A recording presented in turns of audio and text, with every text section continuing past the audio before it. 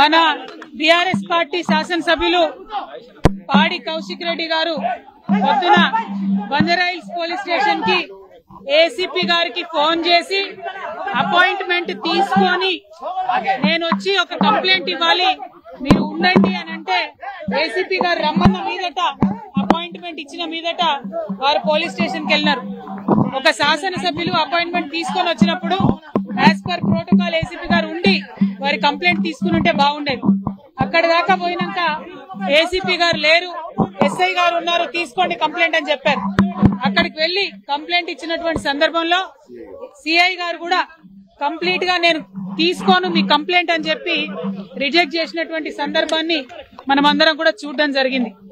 మరి ఆ సందర్భంలో ఖచ్చితంగా నేను ఒక శాసనసభ్యుడిగా ఇది ప్రజాస్వామ్యంలో మా హక్కు, నాకుండే గ్రీవెన్స్ ని మీరు నోట్ చేసుకోవాలి, పోలీస్ స్టేషన్ లో తీసుకోవాలి మా కంప్లైంట్ అని గౌరవ శాసనసభ్యులు పాడి కౌశిక్ రెడ్డి గారు ప్రశ్నించడం జరిగింది. ఇవాళ కంప్లైంట్ తీసుకున్నటువంటి పోలీస్ అధికారులదేమో తప్పులేదు, కంప్లైంట్ తీసుకోవద్దు అని పోలీసులకు చెప్పినటువంటి ప్రభుత్వాన్ని తప్పులేదు. కానీ తిరిగి మళ్ళీ మా శాసనసభ్యులు కౌశిక్ రెడ్డి గారి మీద కేసు పెట్టడం అన్నది చాలా దారుణం.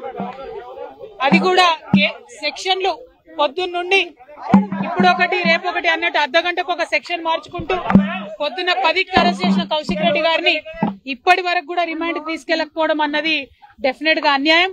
కేవలం 5 తర్వాత కోర్టులు మూసేసిన తర్వాత మా శాసనసభ్యుల్ని మరి కంపల్సరీ డిటెన్షన్ లో పెట్టాలనే ఉద్దేశంతో అరెస్ట్ చేసి ఒక్క రోజన్నా జైల్లో పెట్టాలన్న ఉద్దేశంతో ఈ జాప్యం చేస్తున్నారు ప్రభుత్వం అని చెప్పి మేము భావిస్తా ఉన్నాం.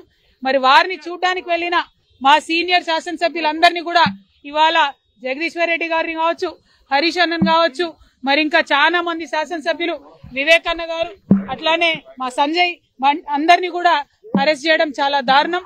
మేము ఇవాళ ఖండిస్తా ఉన్నాం. ఇందిరమ్మ రాజ్యం అంటే ఎమర్జెన్సీ రాజ్యం, ఇందిరమ్మ రాజ్యం కాదు. ఇవాళ పోలీస్ రాజ్యం నడుస్తా ఉంది తెలంగాణలో.